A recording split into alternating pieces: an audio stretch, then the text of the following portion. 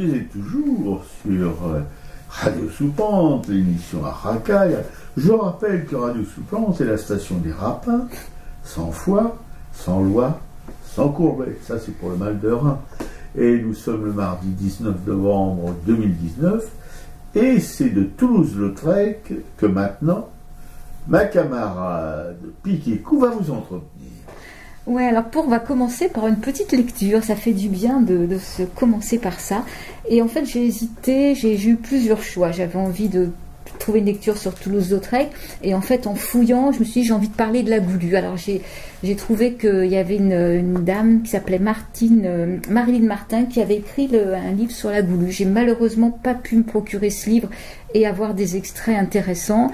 Donc, en fait, je me suis repliée sur Yvette Guilbert, La chanson de ma vie. Donc, ce sont un extrait des mémoires d'Yvette Guilbert de 1890. Alors, c'est en accès libre sur Internet. Il y a plusieurs chapitres. Et moi, je me suis portée sur le chapitre qui parlait du Moulin Rouge et de la Goulue. Donc voilà une partie de ce bouquin. Parti pour me déligoter des entraves de l'Éden Concert, je demandais à mon ami Zidler, qui venait de créer le Moulin Rouge, de m'y laisser chanter, mais à condition de rester libre du choix de mes chansons. La salle de bal, avec sa muraille du fond tout en glace, devant laquelle les fameuses danseuses de l'époque, quand le public avait déserté la salle à minuit, s'amusaient à créer entre elles et pour elles des pas inouïs de fantaisies acrobatiques.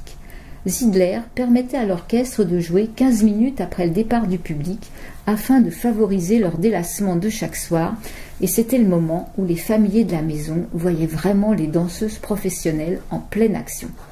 La Goulue, au bas de soie noire, son pied de satin noir dans la main, faisait virevolter les 60 mètres de dentelle de ses jupons et montrait son pantalon cocassement brodé d'un cœur qui se tendait, farceur sur son petit postérieur, lorsqu'elle s'inclinait en des saluts irrespectueux, des touffes de choux de ruban rose aux genoux, une mousse adorable de dentelle descendant jusqu'aux chevilles fines, laissait paraître et disparaître ses adorables jambes, agiles, spirituelles, aguicheuses. La danseuse décoiffait son cavalier d'un petit coup de pied chic dans le chapeau et faisait le grand écart, le buste droit, la taille mince dans sa blouse de satin bleu ciel et sa jupe de satin noir, coupée en forme de parapluie, s'étalant en ses 5 mètres de largeur. Et c'était magnifique. La Goulue était jolie et canaillement spirituelle à regarder. Blonde, la frange, les cheveux coupés sur le front arrivant net aux sourcils, le chignon en casque sur le haut de la tête, commençait en une mèche, durement tordue dès la nuque, afin de ne pas tomber pendant les danses. De ses tempes, la classique rouflaquette descendait en liserette sur les oreilles, et de Paris à la Bouverie de New York, en passant par les bouges de Whitechapel à Londres, toutes les filles de l'époque avaient cette même coiffure et le même ruban de couleur noué au cou. La Goulue se promenait à Montmartre avec une chèvre qu'elle amenait aux répétitions des quadrilles du Moulin Rouge. Voilà, donc après cette description de la Goulue, on sait que la Goulue dansait avec Valentin le Désossé, donc on peut aussi trouver des descriptions de Valentin le Désossé. Donc voilà, c'est assez craquant de lire tous ces souvenirs selon qui les raconte.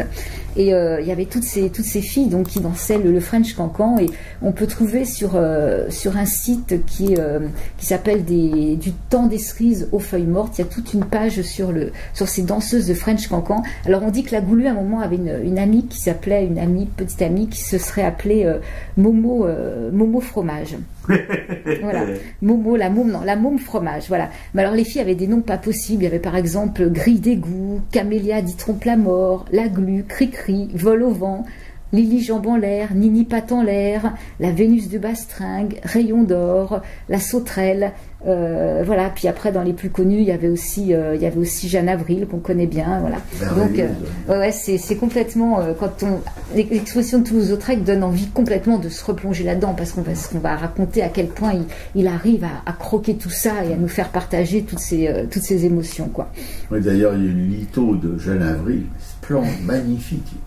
Une jeune femme, mais avec une ligne incroyable. C'était vraiment des très très très très belles filles pour l'époque où c'était, même les belles filles étaient plutôt assez potelées, etc. Enfin, c'était pas du tout les canons d'aujourd'hui. Mais Jeanne Avril, oui, par contre, là c'était un canon, mais vraiment un canon chez canon. Ouais. Et donc la Jeanne Avril, on peut aussi trouver ses mémoires, elles existent. Donc voilà, je mettrai tous les liens si après vous voulez vous perfectionner un peu, aller fouiller pour avoir plus de détails. Et il y a une petite vidéo de Lina aussi qui représente, alors la Goulue, son vrai nom était Louise Weber, hein.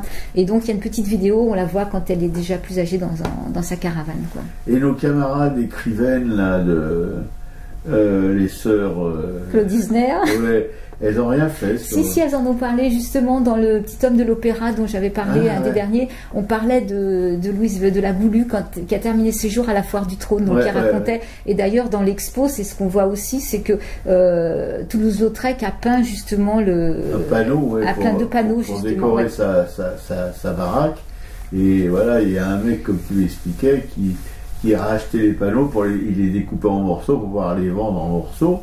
Et heureusement, ça a été racheté et rassemblé, etc. Et maintenant, voilà, ça appartient au musée de... C'est au musée d'Orsay, je crois que ça appartient au musée d'Orsay. Voilà, où on voit justement la Goulue et le Valentin des Ossets dans leurs exploits. Là. Enfin, Valentin, il ne bouge pas, mais la Goulue en train de danser le French Canton. Ouais. Oui, donc il y a aussi, donc je parlais du livre de Marilyn Martin, La Goulue. Alors Marilyn Martin a fait un très gros travail parce qu'en fait elle a eu accès au journal de La Goulue et aux archives du Moulin Rouge. Donc je pense que c'est un bouquin qui doit aussi être très très intéressant.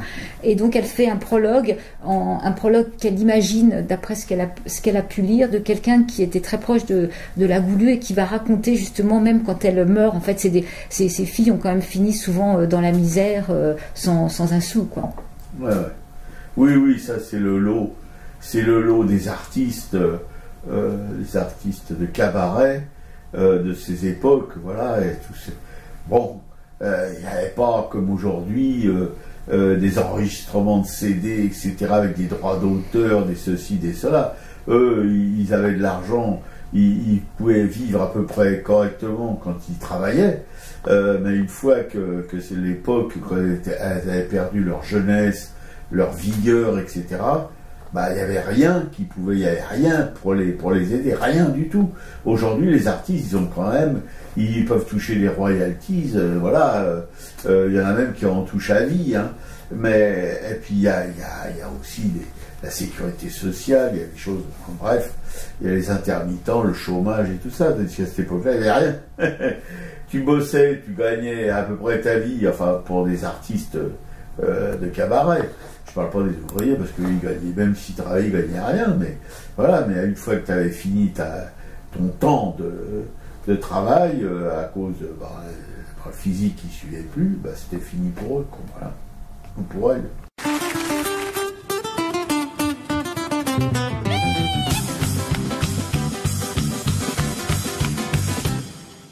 Tous les soirs au Moulin Rouge, pour quelques fripons fripés, je tourne dans ma robe rouge, à côté du désossé, c'est le descendant direct de la môme caoutchouc et du Valentin de Lautrec, plus désossé qu'un bout de mou, avec une souplesse d'anguille, véritable invertébré. Ils sont en jetant la quille devant le dîner attablé. Je voudrais qu'il soit ma moitié depuis qu'il m'a dit je t'aime, même s'il n'est plus tout entier, qu'il n'en reste qu'un huitième.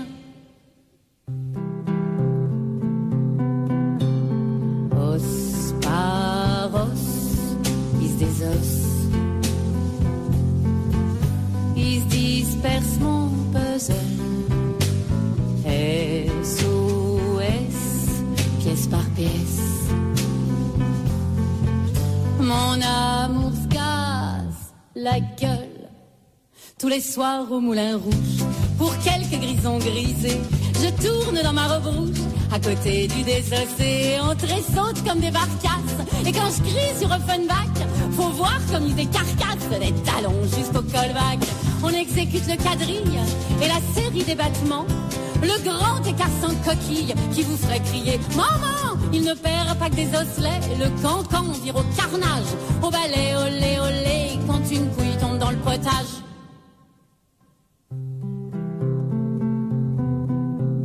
Os par os, ils se désossent,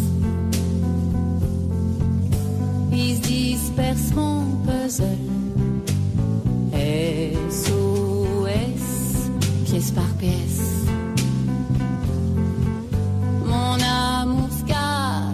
la gueule.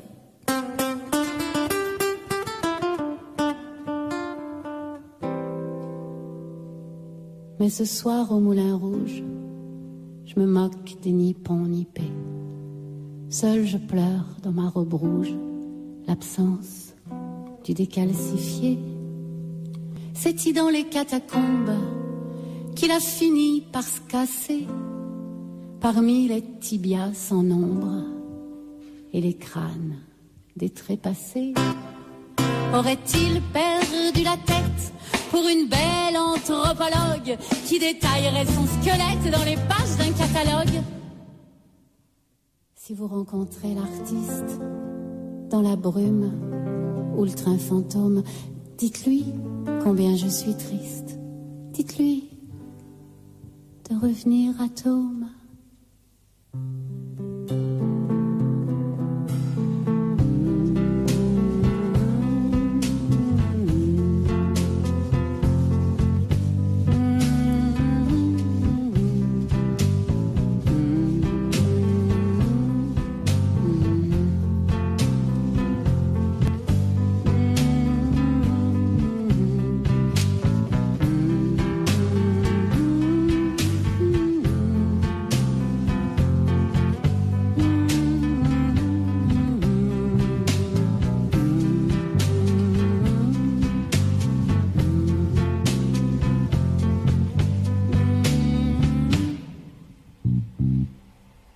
Voilà, c'était Valentin le Désossé, interprété par Lou Saint-Agne.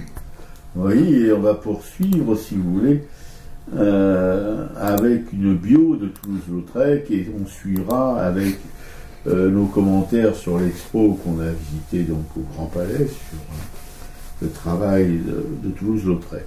Mais tout de suite, c'est ma camarade Pitié-Coup qui s'y colle pour la bio de Toulouse-Lautrec. Ouais, alors pour la bio, j'ai pris des sources un peu partout, et notamment dans un vieux bouquin que Robert avait sur la peinture et les peintres.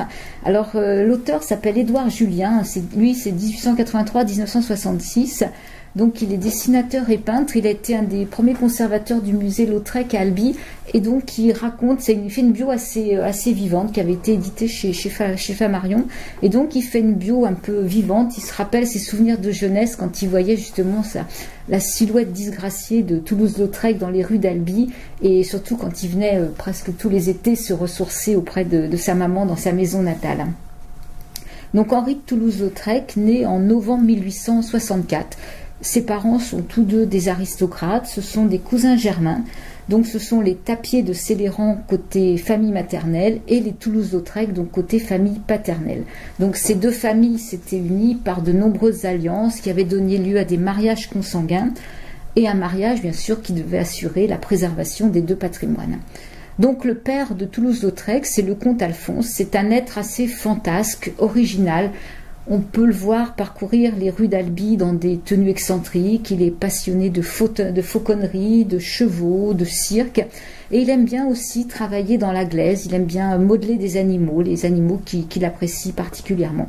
Et donc il projette déjà sur son fils un avenir de cavalier, mais le jeune Henri grandit tout en restant plutôt malingre. Donc le comte est un personnage autoritaire, il va faire déménager régulièrement sa famille, et Henri étudie à Paris, où un de ses compagnons de jeu sera d'ailleurs Maurice Joyant. Maurice Joyant, ce sera un de ses premiers défenseurs, collectionneurs, et ce sera un qui rédigera une de ses biographies, une de ses premières biographies, et ce sera aussi un conservateur du musée Lautrec à Albi. De retour à Albi, Toulouse-Lautrec a le goût du dessin, donc il noircit facilement ses pages de cahiers d'écoliers, il illustre ses livres de croquis qui sont déjà plutôt bien faits, percutants. Il reproduit beaucoup de chevaux. Et la comtesse est enthousiasmée donc par le travail de son fils et elle l'encourage. Sa santé fragile l'oblige à des séjours fréquents à la campagne, mais en fait sans grand résultat. Et à 14 ans, sa vie bascule. En fait, il va faire 2 chutes qui vont le traumatiser, qui vont casser ses os. C'est-à-dire que la première chute, il va glisser sur un parquet de salon, et là il se fracture le fémur droit. Et la seconde chute, je crois 1 an après, c'est dans le lit d'une ravine, et là c'est le fémur gauche qui est fracturé. Et malgré tous les soins qu'il va pouvoir recevoir, ses os ne vont pas se ressouder normalement. Ils vont stopper leur croissance, donc seul son buste et sa tête grandiront. Donc il claudiquera et marchera avec une canne. En fait, il a une maladie des os, due à ce mariage consanguin. Mais il ne se laisse pas abattre, il va travailler, il obtient son bac et il peut se consacrer enfin à sa passion qui est le dessin. Donc il va rencontrer un premier maître qui s'appelle René Princeteau, c'est un peintre animalier bordelais et Toulouse-Lautrec donc va suivre ses cours et va progresser. Alors je crois que René Princeteau était même sourd-muet. Il fait également la rencontre d'autres artistes dans son atelier et Princeteau va décider, les parents d'Henri, à le laisser suivre sa vocation. En 1882, il rentre dans l'atelier de Bonnat. Mais Bonnat n'appréciera jamais le trait de Toulouse-Lautrec, il trouvera toujours ses dessins médiocres. Bonnat ferme son atelier, il a beaucoup de commandes de portraits auxquels il veut se consacrer, donc Lautrec va frapper chez Cormon. Là, il fera plutôt pas mal de rencontres. Il rencontre Émile Bernard, il rencontre Vincent Van Gogh, dont il réalisera un portrait au pastel. Et rapidement, il en aura quand même assez de cette discipline plutôt académique. Il trouve que les modèles ne sont pas assez vivants. Donc, il quitte Cormon et il a 20 ans et il entend mener sa vie d'artiste à sa guise. Sa famille résiste, il quitte le domicile paternel et va trouver asile chez des amis peintres. Donc là, il dispose d'un jardin, d'un atelier de plein air, dans lequel de nombreux modèles défileront. Puis ses parents, sentant sa décision irrévocable, lui accordent finalement des crédits afin qu'il s'installe à Montmartre. Donc il fréquente le Chat Noir, le Moulin de la Galette, l'Élysée Montmartre. Il se lie d'amitié avec Aristide Bruand. Et on est en 1885 et Bruand expose des œuvres de Lautrec dans son cabaret qui s'appelle le Mirliton. Il rencontre Suzanne Valadon avec qui il aura une liaison tumultueuse. Ça, il faut lire Les escaliers de Montmartre de Péramore pour avoir un petit peu plus de détails sur la vie de Suzanne Valadon. Il y a tout un chapitre consacré justement à ses amours. Il est invité par Octave Mauss, qui est président du groupe des Vins à Bruxelles. Là, il va exposer 11 toiles, dont celle de Cirque Fernando. Et lors de l'exposition, en fait, il va même provoquer en duel Henri de Groux, parce qu'Henri de Groux critiquait la peinture de Van Gogh, donc ce qui n'a pas du tout plu à Toulouse-Lautrec.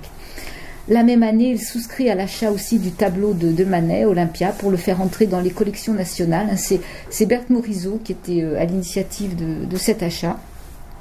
Et puis c'est l'ouverture du Moulin Rouge, et là, il va composer sa première affiche publicitaire, qui sera une réussite et le point de départ en fait de toute une série d'affiches et de lithographies. Et maintenant, le nom de Lautrec est connu dans tout Paris. En 1891, il rencontre Edgar Degas, dont il restera toujours un proche, et il admirera Degas, et cette admiration sera réciproque. Maurice Joyand, qui est son ami d'enfance, organise chez Bousseau et Valadon, alors c'était la galerie du frère de Van Gogh, c'est la galerie de Théo Van Gogh, la première grande exposition Lautrec qu'il partage avec le graveur Charles Morin. Là, il rencontre les frères Nathanson qui travaillent à la Revue Blanche, et il se lie avec eux et les collaborateurs. Et on peut rappeler, par rapport à une émission qu'on a déjà faite sur Félix Fénéon, que Félix Fénéon faisait partie justement de cette Revue Blanche, et qu'il va soutenir le travail de Toulouse-Lautrec et qu'il soutiendra toutes ses expositions. Lautrec se lie avec Jeanne Avril, il aura eu pas mal de liaisons féminines, mais là, il multiplie ses collaborations à la Revue Blanche, et notamment lors du procès d'Oscar Wilde, qui est poursuivi pour homosexualité par la justice anglaise. Après la fréquentation des salles de spectacle de Montmartre, il pénètre dans les maisons closes, et quand il est épuisé par la vie parisienne des sorties, des excès de boissons, il retourne chaque été voir sa maman dans le sud pour se requinquer, ou alors il part en villégiature chez ses amis Nathanson. Mais il a une santé qui reste altérée, et suite à une crise de délirium très mince, en fait, il doit séjourner dans une clinique pour désintoxication. Et là, la condition pour en ressortir, c'est qu'il va réussir à dessiner de mémoire 39 dessins sur le cirque. Donc là, on estime qu'il a repris ses capacités cérébrales et qu'il peut sortir. Donc il va voyager, il sera accompagné d'amis, il va retourner au théâtre, il fait des tableaux, et puis il retourne à Paris, il range son atelier, il va détruire certaines œuvres, il en signe d'autres, et puis il va être victime d'une hémorragie cérébrale, et il va mourir chez sa maman le 9 septembre 1901. Il n'a pas 37 ans et il a près de 6000 œuvres à son actif. 6000 œuvres à 37 ans.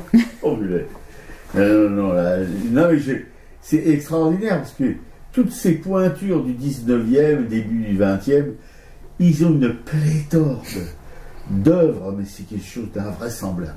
Invraisemblable. Parce qu'il avait 37 ans.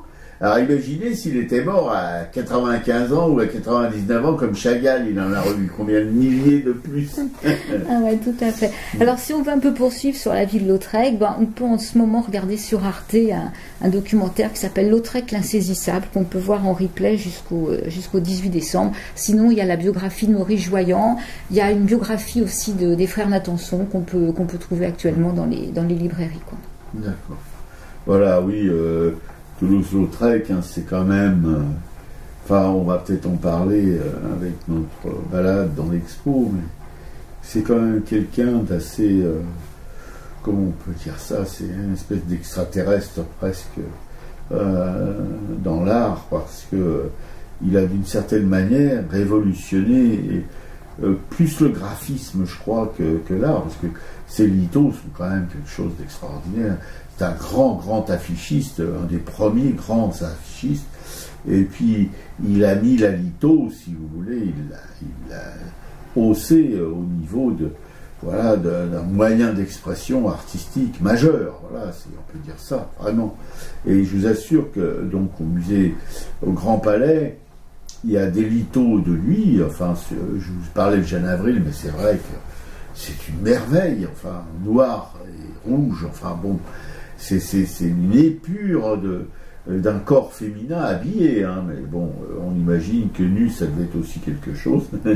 Mais de toute façon, il était amoureux de tous ses modèles, pratiquement, quand il n'était pas intimement amoureux d'elle. Voilà. Mais ça, on peut comprendre aussi que si vous voulez, dans ces époques héroïques, où il n'était pas encore question d'attouchement, de choses, de procès, etc., parce que on l'avait mis la main sur les fesses d'une jeune femme, consentante d'ailleurs. Les mœurs étaient beaucoup plus débridées et moins encadrées qu'aujourd'hui. Voilà, alors on peut le regretter ou on peut s'en satisfaire pour les jeunes femmes, mais voilà, c'était... Quoique je dis que dans les ateliers, on fait poser des modèles nus, ça doit non plus ne pas être tout à fait correct. Pour prendre le ton de ce qui se passe aujourd'hui. Voilà. Mais en tout cas, quand un artiste tel que Toulouse-Lautrec, si vous voulez, qui adulait le corps féminin, en fait ce qu'il en a fait, on est quand même assez heureux de pouvoir aujourd'hui le regarder. Quand je vois des filles de 17 ans, ça me fait penser qu'il y a ben longtemps, moi aussi je l'ai été demoiselle à Grenelle. Mais c'est un quartier plein de soldats, on en rencontre à tous les pas, jour et nuit ils font sentinelle à Grenelle. J'en ai y connu des lanciers, des dragons et des cuirassiers, ils me montraient à me tenir en selle à Grenelle. Moi je les prenais tous pour amants, je commandais tous les régiments, on m'appelait Mame la colonelle à Grenelle. Mais ça me rapportait que de l'honneur, car si l'amour ça fait le bonheur, on fait pas fortune avec elle à Grenelle. Bientôt je m'aperçus que mes beaux yeux, ils sonnaient l'extinction des feux. On se mirait plus dans ma prunelle à Grenelle. Aujourd'hui que j'ai plus de position, les régiments me font une pension. On me laisse manger à la gamelle à Grenelle. Ça prouve que quand on est catin, faut s'établir chaussée d'antin, au lieu de se faire une clientèle à Grenelle.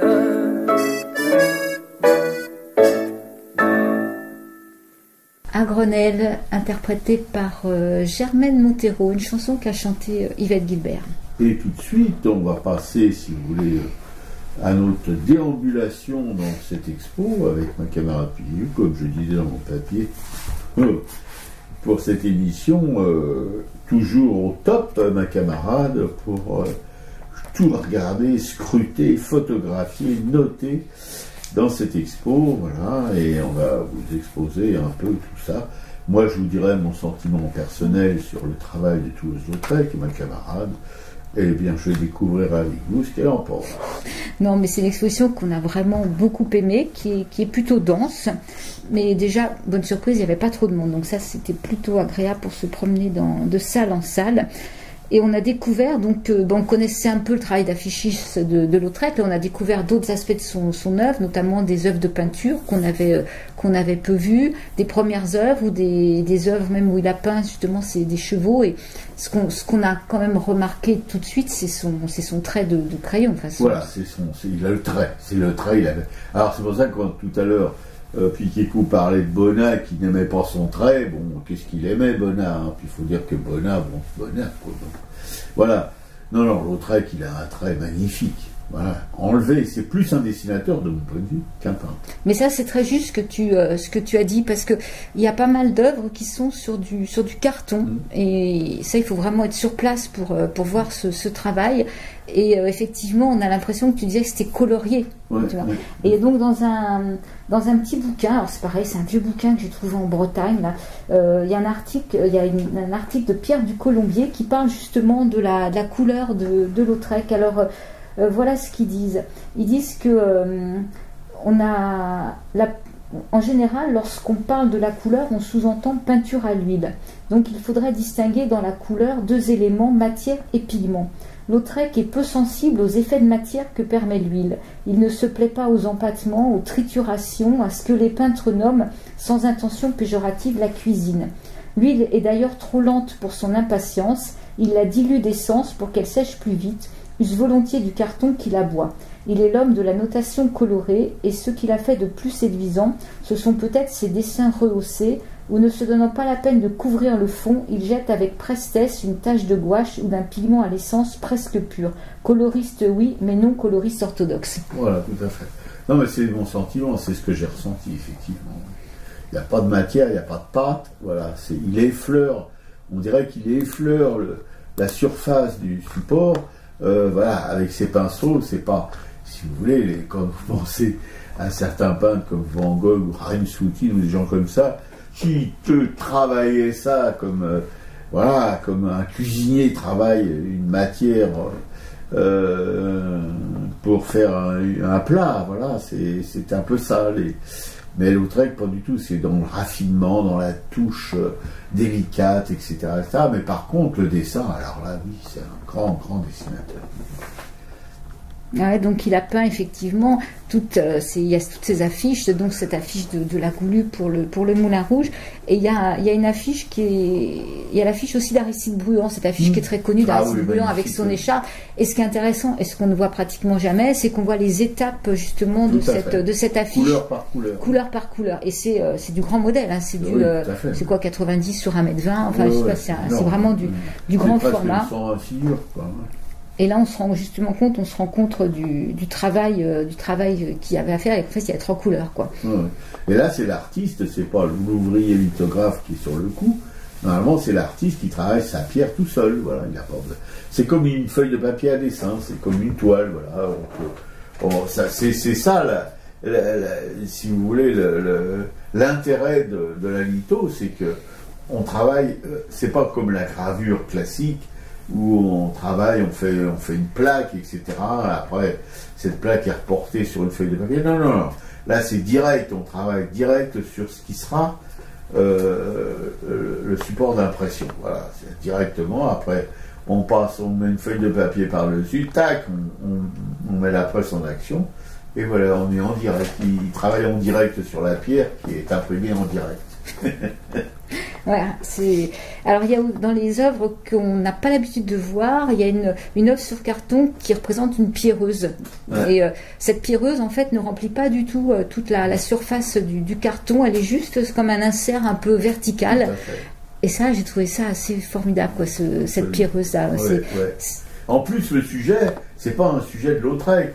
Lautrec, c'est plutôt les filles de Bordeaux, c'est plutôt les danseuses, c'est plutôt, voilà. Mais là, c'est une pierreuse, vous savez, les pierreuses, ce que c'est qu'une pierreuse, hein, c'était des filles voilà, de la rue, quoi, voilà, tout simplement. Les pierreuses, voilà, elles sont sur la rue, elles ont des travaux vulgaires, etc., etc. C'est une ouvrière, quoi, une ouvrière, mais vraiment qui n'a rien à voir avec les ouvriers d'aujourd'hui. Voilà, c'était des femmes en quelque sorte assez robustes quand même, parce qu'il fallait vivre, il fallait supporter la vie terrible qu'elles menaient. Alors dans les œuvres assez remarquables aussi, il y a celle qui s'appelle le Bois Sacré. Il a fait une parodie du Bois Sacré de Puvis de Chavannes. C'est dans une des premières salles. Et donc les objets ont changé. Et lui s'est représenté. Et on le voit justement, il est de dos et on l'imagine en train de faire pipi, quoi. Il fait pipi sur Puvis de Chavannes. Alors moi, ce que j'ai remarqué, c'est quand Lautrec se représente, en fait, il se représente vraiment très petit. C'est-à-dire qu'il se perçoit vraiment comme un nain, alors qu'il faisait 1m52. 1m52, moi je suis 1m53, et quand on est en société, en fait, on n'arrive pas à la taille des gens, on arrive quand même plutôt à l'épaule, voire un peu plus haut, et lui se représente presque systématiquement, même pas la poitrine, en fait. Donc c'est vraiment la perception qu'il a. C'est un Lilliputien, quoi, qui est avec les géants, quoi. Et là, il y en a une, surtout, c'est un de ses amis, quoi, je crois que c'est cet ami d'enfance, là, il est avec lui, ils se représentent tous les deux, et lui, c'est vraiment le mec qui doit mesurer 3 mètres, quoi, et lui à côté est tout petit. Ouais. C'est curieux. Ouais. Alors il y a aussi ces femmes rousses qu'il fait magnifiququement. Et je trouve que lui il met du orange dans l'étoile. Et moi ça j'adore, quoi. Ces femmes rousses qu'on peut voir de face ou de profil. C'est sorcière, hein, attention. Hein. Mais pour les femmes rousses, ce sont des beautés en général, voilà, parce que c'est ce rouge sur la tête. Et elles ont la peau très blanche, souvent les yeux verts. Et voilà, c'est quelque chose de magnifique. Enfin, c'est quelque chose, non, pardon. C'est un être humain sublime. Voilà, la femme rousse. Ouais, il y en a une aussi qu'on voit justement dans une maison close, là, qui a un vêtement très rouge. En fait, elles sont en cercle, en fait, sur des fauteuils qui tournent en rond. Et il y en a une justement qu'on voit au premier plan, qui a un vêtement très très orange, quoi. Oui, non, mais parce que en même temps, ces couleurs rouges, c'est la couleur du sexe. Hein. Ça symbolise le sexe ou l'amour, si vous voulez. Donc, c'est pas étonnant de voir ces vêtements dans les maisons closes aussi. Alors, Lautrec a aussi beaucoup illustré des bouquins. On le voit comme illustrateur, hein, dans une dernière salle. Il a aussi travaillé, alors il a fait le portrait d'Yvette Guilbert, il a fait plusieurs portraits d'elle, et en fait apparemment elle n'a jamais voulu retenir ce qu'avait fait Toulouse-Lautrec. Ouais, pour ses affiches ou des choses comme ça. Elle a préféré Stendhal. Bon, on aime beaucoup Stendhal, mais... Oui, Stendhal, elle n'a pas perdu au change, hein, parce que Stendhal, c'était vraiment, c'est aussi pour nous un artiste immense. Ouais. Voilà, elle trouvait que c'était ce que proposait Stendhal était plus flatteur. Oui, ça, bon, parce je crois qu'il lui faisait un nez un petit nez un peu retroussé, je sais pas, il y a quelque chose qui lui plaise pas. Par contre, Gustave Geoffroy a écrit une biographie d'Yvette Guilbert, et là on voit tous les dessins de Lautrec, et là Lautrec a pu justement quand même illustrer ce livre sur la vie d'Yvette Guilbert. Et puis donc il y a aussi toutes ces femmes justement avec ces gants noirs. Et ce qu'on remarque, ce qu'on parle, parce que c'est quand même toujours en ça qu'on revient, c'est ce mouvement. C'est-à-dire que quand on voit ces danseuses et tout, ce sont des toiles ou des dessins qui bougent, qui vivent. On a l'impression d'être pris dans le tourbillon de la danse. On a la musique qui arrive dans la tête, et on voit ces femmes qui lèvent la jambe, et il y a des cercles, il y a des lignes qui partent comme ça, qui sont là. On est dans la vie, dans le mouvement, quoi. Absolument, oui, non, parce qu'en même temps, il travaillait beaucoup sur place. Je ne dis pas qu'il faisait sa peinture sur place, mais énormément de croquis, de dessins, etc., de notation de couleurs, d'ambiance et tout, qui retravaillait probablement à l'atelier, parce qu'il ne pouvait pas emmener son chevalet, évidemment, dans le Moulin Rouge pour peindre les French cantons. Mais voilà, c'était quelqu'un qui devait avoir une mémoire des formes, une mémoire des ambiances, qui passait sa vie là-dedans. Il ne passait pas sa vie à la campagne. Non, il passait sa vie au Moulin Rouge, encore une fois dans les maisons de plaisir, les maisons closes. Et voilà, c'était ça, la vie de Toulouse-Lautrec. Donc il était bien imprégné de tous les mouvements, de toutes ces choses du corps, etc., du corps féminin, évidemment. Voilà, il était un expert. Ouais, il était un peu fasciné aussi, justement, il y a le film, il y a 2 extraits de films, French Cancan et Moulin Rouge. Alors Moulin Rouge est un film qui est speed, parce qu'en fait ça représente quand même, c'est toute cette vie qui va à 100 000 à l'heure, et ce qu'on voit c'est qu'il est là, on le voit en train de croquer, et ce qu'il raconte aussi Maurice dans le livre dont j'ai lu le premier extrait, Édouard Julien, c'est qu'en fait ça lui prend quand même énormément d'énergie, cette concentration du dessin. Donc là c'est là aussi qu'il boit ses absinthes, qui s'alcoolise tout au long de la soirée, mais effectivement il y a une tension quand même pour arriver à mettre sur le papier toute cette énergie, ça vient pas tout seul, enfin, même s'il est très doué, il faut quand même se concentrer, quoi. Ah non, ça je comprends vraiment cet épuisement, cette tension, parce que sans être Toulouse-Lautrec et avoir un palmarès comme celui de Toulouse-Lautrec qu'il avait à 37 ans, ouais, eh bien oui, c'est vrai que quand on se met à travailler sérieusement, c'est épuisant, voilà, tout simplement. Mais je pense que c'est pareil pour les musiciens, c'est pareil pour les écrivains. Par exemple, quand Simenon écrivait, il se mettait en quelque sorte en loge dans sa chambre pendant un mois. Il écrivait en général un bouquin pendant un mois. On lui amenait ses repas, etc. Mais au bout d'un mois, il était complètement lessivé, Pépère, hein, mais complètement. Donc c'est l'écriture, toute la création, quand elle est faite avec passion, avec sérieux, elle était épuisante. Ouais, alors on peut aussi parler, il a fait des toiles qui représentent des gens du peuple, hein. Il y a une blanchisseuse là qu'on peut voir de profil, il y a un jardinier, il a aussi peint sa maman avec des couleurs. On a l'impression qu'au départ c'était un peu, il y avait une influence un peu impressionniste quand même dans son trait, mais en fait qui ne va pas rester, hein. Il a vraiment un style personnel, oui, quoi. Oui. On ne peut pas le rattacher à quelque école que ce soit, hein.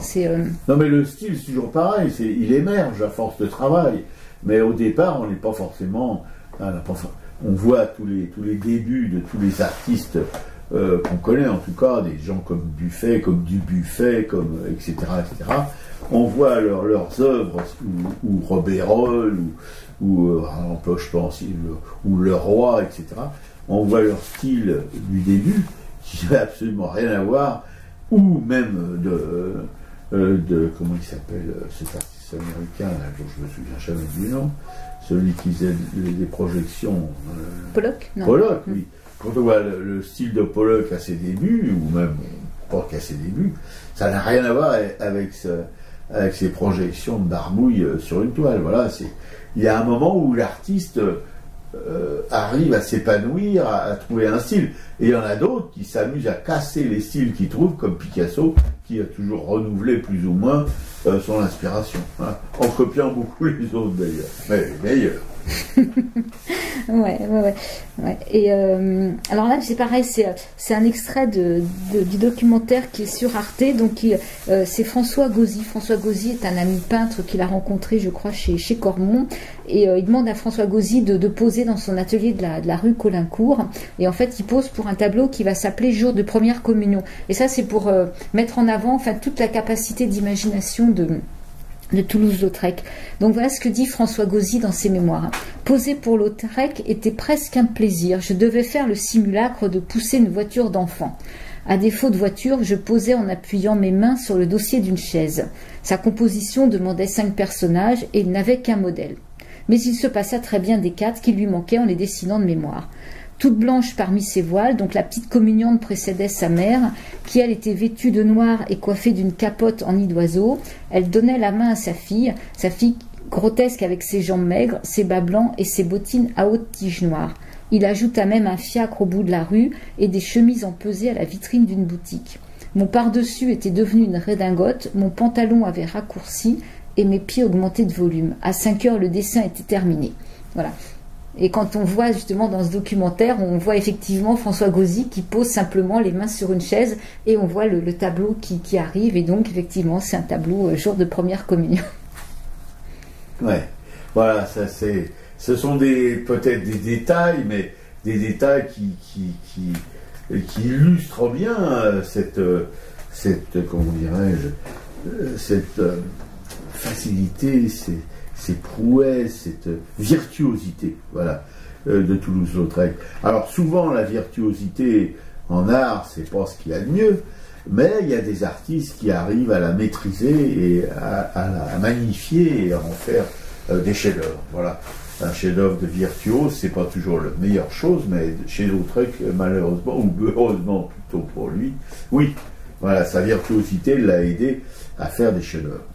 Voilà, donc maintenant on peut que vous inciter à vous déplacer parce qu'en fait c'est quand même de près qu'on se rend plus compte de ce travail, que ce soit, il y a aussi celle du cirque Fernando dont on n'a pas parlé, hein, ce tableau connu avec cette écuyère qui est le long de la piste de cirque, là, et là c'est pareil, ça tourne avec ce dompteur à côté, enfin, donc allez-y. Et vous pouvez, si vous ne pouvez pas aller au Grand Palais, au Petit Palais, non, au Grand Palais, vous pouvez toujours s'étudier du côté d'Albi, ce que j'ai fait il y a très très longtemps, et c'est un musée magnifique. Puis la ville d'Albi est vraiment très très belle, c'est une très très belle ville médiévale, voilà, dans les ocres rouges, c'est magnifique. Il y a une rivière, je me souviens plus du nom de la rivière, qui traverse la ville, avec un pont magnifique, enfin bref, c'est un beau voyage, et là vous serez dans la patrie de Lautrec, et c'est important quand même d'aller sur les traces de cet artiste jusque dans son milieu d'enfance, etc., etc. On comprend peut-être un peu mieux qui il était comme ça.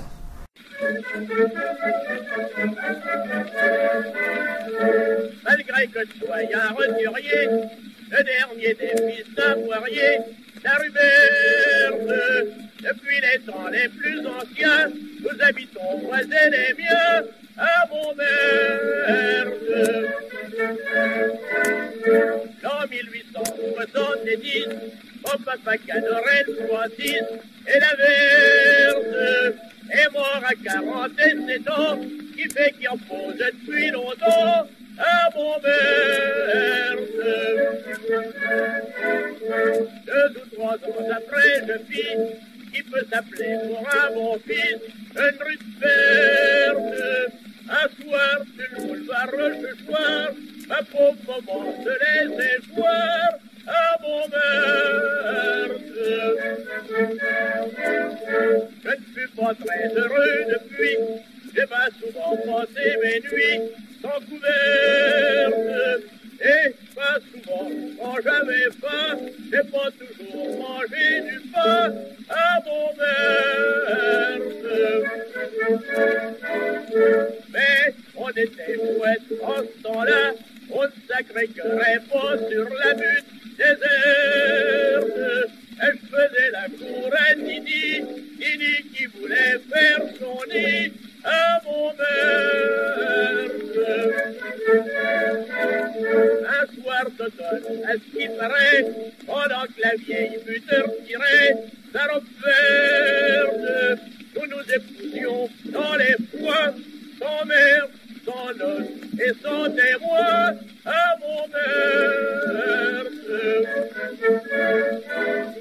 Depuis, nous avons des marmots, des petites jumelles, des petits jumeaux qui feront certes, des petits poiriers qui grandiront, qui produiront et qui mourront à Montbert. C'était à Montmartre, Aristide Bruand. Et tout de suite, avec ma camarade, mais c'est surtout ma camarade qui va s'y coller, pour vous parler des expositions. Voilà, donc cette exposition Toulouse-Lautrec, Toulouse-Lautrec au Grand Palais. Ensuite, donc, toujours au Grand Palais, il y a l'exposition Le Gréco, donc, qui a commencé le 16 octobre et qui va se terminer le 10 février 2020. Donc ce sera une de nos prochaines visites. Au musée d'art et d'histoire du judaïsme, il y a toujours Adolphe Kaminski, ce photographe faussaire résistant exceptionnel, c'est jusqu'au 8 décembre. Et au musée d'art et d'histoire du judaïsme, il y a aussi l'exposition Jules Adler. Jules Adler qu'on était allé voir à Roubaix, une exposition magnifique. Jules Adler, peintre de la Troisième République. Et là, depuis le 15 octobre, cette exposition est au musée d'art et d'histoire du judaïsme. Donc, surtout à ne pas manquer. Bon, c'est jusqu'au 23 février 2020. à la BNF, François Mitterrand, jusqu'au 1er décembre, il faut se dépêcher pour y aller. Ne les laissez pas lire, une exposition sur la censure de la littérature jeunesse, une exposition gratuite qui est dans les couloirs de la BNF, donc accessible à tous. À Bourron-Marlotte, une exposition Eugène Cicéry, c'est jusqu'au 1er décembre. Bourron-Marlotte, ça doit être à l'espace Jean Renoir, là où nous avions découvert Auguste Allongé. On avait fait une émission sur le travail d'Auguste Allongé et c'est Nicolas Quenu justement qui est conseiller à la culture qui nous a fait suivre l'info. Donc j'espère qu'on aura le temps d'aller découvrir Eugène Cicéry qui a vécu à Bourron-Marlotte. Alors à Paris, c'est à la galerie Nishido, c'est un sculpteur à qui on avait consacré deux émissions, parce qu'il était venu la deuxième fois avec sa compagne japonaise, c'est Julien Signolet, donc qui travaille le bois, qui prend des cours avec un maître, si on peut dire, au Japon. Et là, c'est une exposition qui s'intitule Vers le vide. Donc, c'est une exposition qui est visible jusqu'au 21 décembre 2019 au 61 boulevard Faubourg Saint-Honoré dans le 8e arrondissement.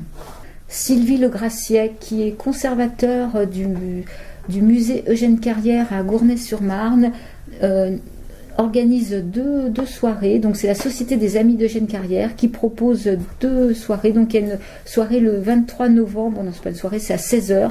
Photographe au 19e siècle, artisan ou artiste. C'est une conférence projection de Margaret Calvarin.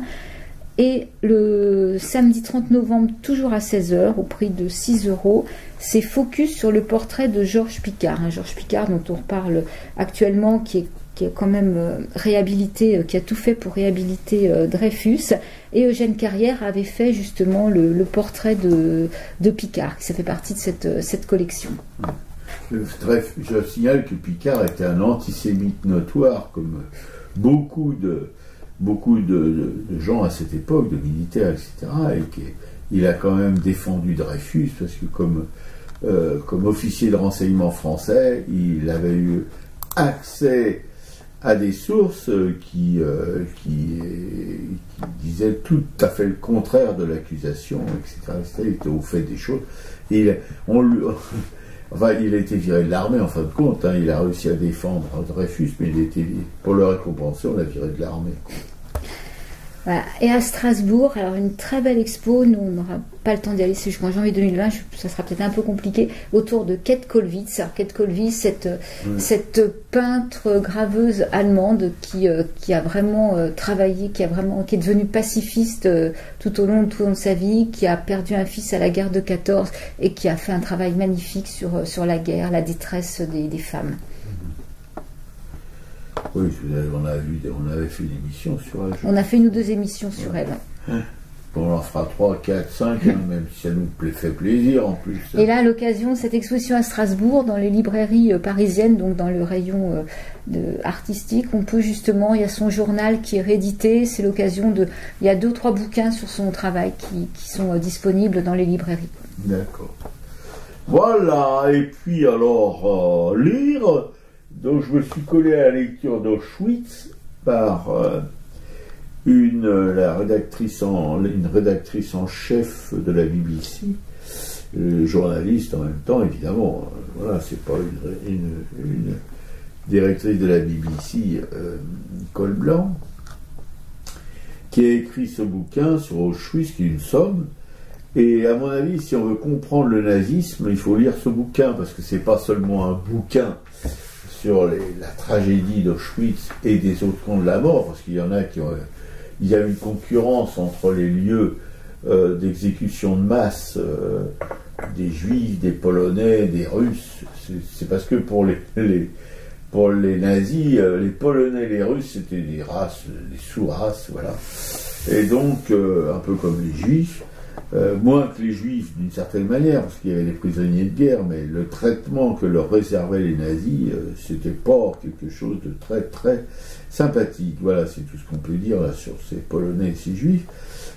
Mais bon, il est principalement question des Juifs, mais de tous les gens qui sont passés par les camps de concentration ou d'extermination. Voilà. Et là, on peut comprendre ce qui motivait, c'est toute cette organisation qu'on a l'impression que c'est une organisation pensée, un truc, voilà. Pas du tout, c'était l'improvisation tout au long de la guerre, jusqu'à temps qu'ils trouvent un moyen optimal de détruire des vies. Voilà, c'est tout. Mais autrement, tout le temps, ça a été du bricolage, voilà, un bricolage, attention, sinistre, hein, parce que le bricolage consistait à tuer le plus de juifs possible et le plus de gens possible en dehors des juifs. Il y avait les communistes, il y avait les intellectuels allemands, il y avait je répète, les Polonais, les tziganes, les homosexuels. Les homosexuels, etc. Voilà. Alors c'était du bricolage sinistre, je répète, qui consistait à trouver, à améliorer sans cesse le rendement des assassinats, voilà, des meurtres, etc. Alors ça passait par les fusillades, on faisait creuser des grands fossés aux futures victimes, on les alignait au bord et on les fusillait, ils tombaient dans la fosse qu'on recouvrait après on vérifiait même pas la plupart du temps s'il y avait des survivants, et ça existait parce qu'il y a des mecs qui en sont sortis. Comme ce peintre Marian dont on avait vu le travail au musée d'art et d'histoire du journalisme, qui avait été laissé pour mort et justement qui n'était pas mort. Qui n'était pas mort et qui s'est extrait de ces fosses, voilà, de cette fosse. Bon, si vous voulez, ma camarade veut absolument pas lire, et bon, je la comprends tout à fait. Mais c'est, au lieu de lire des sommes sur le nazisme, au lieu de lire un bouquin sur Hitler, un bouquin sur un tel, sur la dénazification qui n'a d'ailleurs pas eu lieu, parce que c'était impossible, il y avait tous les Allemands à dénazifier, c'était une mission impossible, et la plupart des fonctionnaires allemands, après la guerre, étaient des anciens nazis, fonctionnaires nazis. Bref, on va passer là-dessus, parce que bon, ça fait partie d'une grande arnaque, digne des nazis d'ailleurs, parce que bon, ils n'auraient pas pu rêver mieux. Voilà, mais Auschwitz, en tout cas, ça vous donnera l'idée de ce qu'était vraiment le nazisme. Ouais. Voilà. Je pense que là, et on peut faire confiance aux journalistes de la BBC, cette journaliste, depuis son adolescence, elle est quasiment obsédée par justement les exactions des nazis, voilà, et donc elle en a fait sa carrière en quelque sorte, a écrit pléthore de bouquins là-dessus, dont le dernier c'est Auschwitz, que j'ai lu. Et t'as pas donné son nom, elle s'appelle Laurence Ries. Laurence Ries, voilà. Et vraiment, si vous avez, évidemment il faut avoir la santé pour lire ce bouquin-là, mais je veux dire, si vous avez le courage de le faire, vous apprendrez, vous n'aurez pas besoin d'en lire un autre pour comprendre ce que c'est que cette horreur absolue qu'a été ce régime hitlérien. Voilà. Bon, et puis le culturel, alors là, ça nous a un peu autre chose. Hein. C'est Sorry, We Miss You de Ken Loach. C'est l'histoire. C'est un film qui nous a complètement assommé. Enfin, non, alors pourquoi elle a pleuré pendant tout le film? Pas tout le film. Mais... Oh oui, bon. T'es pas loin, moi aussi d'ailleurs j'ai pleuré. Ouais. Peut-être un petit peu moins qu'elle, mais enfin bon. C'est un film qui met sous tension parce qu'il est. On est vraiment dans cette vie de cette société. Alors, dans son avant-dernier film, Ken Loach dénonçait l'Internet et toutes les démarches qu'on ne pouvait pas faire si on ne savait pas manipuler Internet, avec moi Daniel Blake. Et là, en fait, on est dans ces sociétés libérales, c'est Uber, c'est transporteurs, voilà, où il faut tout scanner, où tout est tracé, où il faut faire du chiffre, et on va être confronté à ça pendant tout le film, avec toute la tension qui va avec, tout ce que c'est une famille de 4 enfants, un papa qui donc va faire ce travail-là parce qu'il a envie, on lui promet, c'est ce qu'on promet maintenant. Une famille de 4 avec 2 enfants. Avec 2 enfants. C'est ce qu'on promet maintenant, c'est qu'on fait croire aux gens qui vont être libres, qui vont tout avoir, qui peuvent faire comme ils veulent, organiser leur vie. Bien sûr, c'est une arnaque phénoménale, puisqu'ils sont absolument pas libres, ils appartiennent à un chef de service, à un patron, à une plateforme qui fait exactement ce qu'elle a envie de faire, quoi. Et tu sais à quoi ça me fait penser un peu, enfin, c'est pas tout à fait la même chose, mais à ces entrepreneurs, comment c'était Les auto-entrepreneurs Non, les auto-entrepreneurs. Voilà, cette arnaque, d'ailleurs j'ai ma fille qui a participé à l'arnaque, elle s'est déclarée auto-entrepreneur, elle s'occupait de garder des animaux, etc., etc. Et elle est toujours en train de payer, si vous voulez, des arriérés je ne sais pas de quoi on peut dire ce que c'est, enfin de cotisation, etc., etc. Elle n'a pas pu tenir parce que tout ce qu'elle gagnait, elle le payait en espèce d'impôt, je ne sais pas quoi. Enfin, bah, c'est une arnaque. C'est pareil, si vous voulez survivre en étant auto-entrepreneur, il ne faut pas arrêter une seconde et faire du chiffre, qu'on vous pompe au fur et à mesure. Voilà. Ouais, donc là, on est effectivement transporté dans cette roue sans fin, quoi, qui tourne avec ses missions à accomplir. La maman est aide à domicile, donc là c'est pareil, on est vraiment dans deux boulots qui sont des boulots de notre société, parce qu'il y a énormément d'aide à domicile la société vieillit, il y a de plus en plus de femmes qui vont aider, qui sont complètement sous-payées, qui sont obligées d'aller d'un lieu à l'autre, de prendre les transports en commun, et ce qu'on voit effectivement, c'est gérer en même temps la vie de famille avec un adolescent qui fait une crise d'adolescence. Voilà, donc on va pas. Surtout une crise parce qu'il voit papa et maman qui galèrent et tout ça, quoi. C'est une révolte contre cette société. Voilà. Ouais, donc on va pas raconter tout le film, mais c'est un film, à mon avis, qu'il faut absolument voir. Oui. On est complètement dedans et c'est vraiment ça dépeint complètement le monde actuel et ça nous dégoûte vraiment de tout ça. Alors bien sûr, nous on boycotte déjà toutes ces plateformes, mais effectivement, quand on sort de là, on est encore plus convaincu. Bon, il faudrait que tout le monde puisse y aller pour boycotter après les Uber, les Amazon, enfin toutes ces saloperies là, quoi. Mais encore une fois, comme pour le livre de Laurence Schwitz, il faut avoir la santé pour aller voir ce film. Croyez-moi, il ne faut pas être déprimé, surtout parce que là, en sortant, la première chose que vous faites, c'est de vous foutre sous un bus ou sous une rame de métro, voilà. Tellement vous êtes effondré quand vous voyez. Et là, il n'y a pas, c'est une fin ouverte. C'est pas un happy end, pas du tout. C'est une fin ouverte où tout peut arriver, où le gars va peut-être s'en sortir à force voilà, ou peut-être pas. Alors évidemment, on penche un peu pour le peut-être pas, mais on se dit, tiens, s'il pouvait s'en sortir, ça serait pas mal aussi. Voilà. Mais franchement, on n'est pas optimiste. Voilà. Et puis, je vais vous rappeler les petites choses habituelles que vous écoutez Radio Sous Pente, qui est la station des Rapins sans foi, sans loi et sans courbet, qui émet depuis un garni et diffuse sur Internet à racaille.fr. Et dans la foulée, je tiens avec ma camarade nous tenons à remercier Claude et André, nos auditeurs de la Nation, d'ailleurs un André qui est pas très bien en ce moment avec des contrôles des opérations, des hôpitaux, des machins. Bref, c'est pas la joie, mais enfin, il est solide comme un roc, toujours optimiste, voilà, c'est invraisemblable. Il a 87 ans, André, ça fait depuis l'âge de 50 et quelques années qu'il fréquente justement les hôpitaux, amputation, machin truc, et toujours vivant, et il fume toujours autant, et puis voilà, puis il va dans son petit bistrot boire son café, etc., voilà, voir des copains. Bon, c'est bien.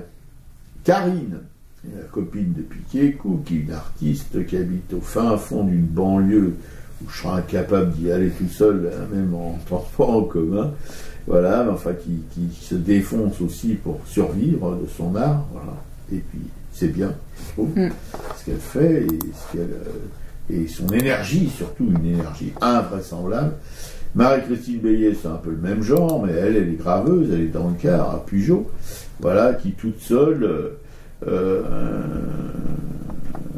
essaye de se démerder pour s'en sortir. Et alors, il lui est arrivé récemment un truc qui arrive à tous les artistes, je pense, et à tous les gens qui galèrent.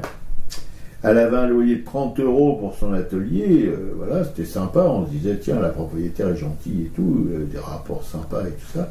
Seulement, le plancher était mort, et la propriétaire a dû changer le plancher, et d'un seul coup, le 30 € est passé à 100 €. Moi, ça m'arrive aussi dans le sud, justement, pas loin de chez elle, où j'avais un loyer de 30 €, mais c'était un taudis, qui est passé à 100 € parce que le propriétaire a installé une douche, et puis voilà, c'est à peu près tout. Et bon, voilà, c'est Marie-Christine doit se bagarrer pour, alors, qui est toute seule, elle est artiste, et c'est revenu ses gravures quand elle en vend. Voilà. Claude et William, nos auditeurs chéris de Brest, voilà, qui nous écrivent de temps en temps, qui nous encouragent, c'est très très sympa, et ben nous on les aime beaucoup, hein. Salut Claude, salut William. Jean-Paul Souvraz, notre peintre de Schnorr, de Coup de Kercbranche, un peintre qui compte pour nous, et puis qui j'espère compte pas pour nous d'ailleurs, parce qu'il lui aussi il faut qu'il vive, et on pense qu'il a quand même encore quelques amateurs qui lui achètent son travail. Claudine, une copine de ma camarade Piquécou, qui est une amatrice d'art, si on peut dire, et qui a une bibliothèque, comme vous le savez, que j'envie et que j'ai envie de lui choisir. Non, mais je lui choisirais pas, parce que c'est une copine à Piquécou, si je faisais ça, je me ferais peut-être tuer. Voilà, Jean Péduzi du Val d'Oise qui a envoyé aujourd'hui une vidéo qui m'a fait craquer avec des animaux qui théoriquement sont des ennemis jurés, mais qui sont des mamours. C'est incroyable. C'est vraiment incroyable, avec des oiseaux, avec un chat qui met sa patte sur l'oiseau, comme ça, tout doucement. Et puis l'oiseau, il bouge pas, il se laisse faire. Bref, ça dans la vie, c'est rare. Hein, et comme quoi les animaux sont un petit peu moins cons que nous. Corinne, notre tapissière préférée, et puis son pote Joël, l'Arlésienne du Caire, là, qui, paraît-il, va rentrer, ou est rentré, je sais pas trop, je m'y perds un peu. Voilà, Sabine, non, plutôt Anne-Emmanuel et Frédéric, deux artistes de ce petit trio, là, Corinne, Emmanuel, Frédéric, qui sont des peintres. Non, Corinne est tapissière, Anne-Emmanuel est plutôt graphiste et peintre, et Frédéric qui peinturlure aussi. Voilà. Juliette Planck, une graveuse en exil, en relégation à Rochefort-sur-Mer, qu'on aime beaucoup, beaucoup, beaucoup. Clément, le cas, le Van Gogh de la gravure qui travaille sur tout ce qui peut servir comme support, des planches, de tout, quoi, voilà, bon. Et puis qui produit des gravures gigantesques. Il fait un peu la concurrence à Agnès Dubart, qui elle s'est mis en retrait de la vie parisienne, de la vie de lilloise plutôt, dans l'Ariège, où elle poursuit son travail en faisant des stages, en faisant faire des stages à des gens qui veulent connaître un petit peu la gravure, voilà. Thierry Morciot, un graveur belge qu'on aime beaucoup aussi. Colette, qui est la veuve du peintre plasticien Odon, une espèce de grand des arts plastiques. Jacqueline Imbert aussi, qui était la compagne de feu Raymond Imbert. Voilà, un espèce de chaînon manquant entre la peinture figurative et l'abstraction. Magnifique travail, voilà, sur la nature principalement. Liliane et Laurence, nos deux écrivaines qui signent sous le nom de Eisner, des romans polars, c'est incroyable quand on les connaît. Geneviève, notre sorcière bien aimée, veuve d'un illustre créateur du journal Midi Minuit, et puis de Zoom aussi, voilà. Michel Pelloual, un peintre, c'était jadis mon voisin du dessus, hein, maintenant que j'ai changé d'atelier, c'est mon voisin, d'ailleurs plus loin, du 6, moi je suis au 2. Voilà, un peintre aussi qu'on a reçu dans une de nos émissions et qu'on aime beaucoup. On aime beaucoup son travail, surtout, évidemment. Marie-Christine Perrandet et Christophe, dont on vous a parlé longuement dans mon presse-papier. Et ma camarade aussi s'est associée à moi pour leur rendre un hommage appuyé. Cécile, tu la sens, ma 5e puissance, qui nous a soutenus quand on a été viré de Radio Libertaire pour antisémitisme. Donc on a ça sur le cuir pour la vie qui nous reste à vivre. Voilà, merci beaucoup Radio Libertaire. Surtout ces inconséquents qui sont à la manœuvre pour driver tout ce petit monde d'animateurs, et qui récemment, sur une dénonciation ignominieuse d'une balance réputée qui s'appelle Sylvie, du groupe FA de Ivry, qui paraît-il n'a plus accès aux listes, d'après ce que j'ai compris que les copains m'ont dit, puisqu'on a des copains dans la place encore, hein. On dit ça pour que la chasse aux sorcières puisse continuer. Voilà. Tu laisses ma cinquième puissance, Cécile, qui a quitté, évidemment, qui s'est barrée de Radio Libertaire avec une émission qui était quand même assez flamboyante. Et la rousse flamboyante, on s'y retrouve ou pas, une camarade qui est toujours là-bas et qui fait un très très bon travail dans 2 émissions emblématiques. C'est quoi ces 2 émissions? Des cailloux dans l'engrenage et Flemmardise. Voilà. Tu m'excuseras, ma rousse chérie, mais des fois j'ai des trous, c'est la vieillesse. José Arthur du Mélange, qui est là-bas aussi, toujours fidèle au poste, une émission magnifique du dimanche en fin d'après-midi. Anne-Isabelle Roubaille, une artiste de Bourg-en-Marlotte que nous avons visitée et que nous avons interviewée. Parce qu'on a vu une de ses œuvres à l'Empreinte, une petite librairie de Bourg-en-Marlotte, une petite librairie assez prestigieuse, qui est animée par Florence Quenu, une ancienne de la fondation du Buffet, et Colette et Alain Gonzalez, des amateurs d'art, voilà, qui sont des gens extrêmement humains. C'est tout ce que je peux vous dire dessus maintenant, tout de suite, et en attendant la prochaine. Et que cette émission est à l'écoute, je le répète, sur notre blog aracay.fr, et que nous allons nous faire seppuku avec Aux armes de Mélismel. Voilà, salut tout le monde, à la semaine prochaine. À la semaine prochaine.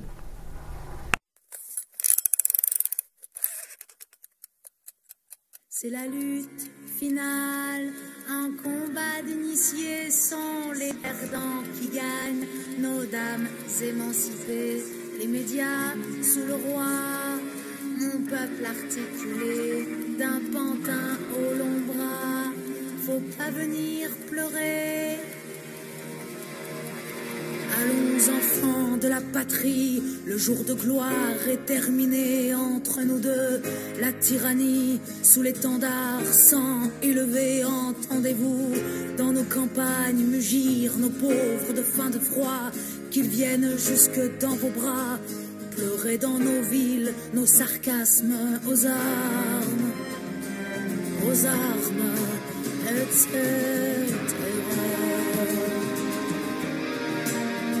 Que veut cette horde militaire de traîtres et de rois conjurés quand ils nous traînent, quand ils nous traitent de cons, de braves, de pauvres Français quoi? Ces cohortes étrangères feraient la loi dans nos foyers quoi? Nos flics soldats mercenaires alors qu'on est tous étrangers aux armes,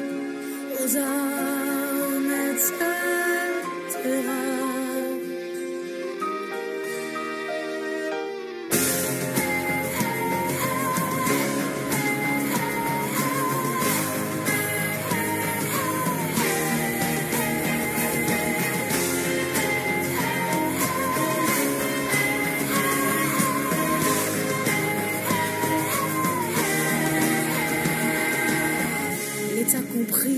Et la loi triche, l'impôt se rit des malheureux, nul devoir ne s'impose aux riches, le droit du pauvre est un mot creux, des preuves qui se ramassent à l'appel, l'égalité n'existe pas de droit sans devoir, dit-elle, égaux à la naissance parfois, liberté libre, bête et chérie, ceux qu'on la thune n'ont que l'odeur, amour sacré de la patrie, et la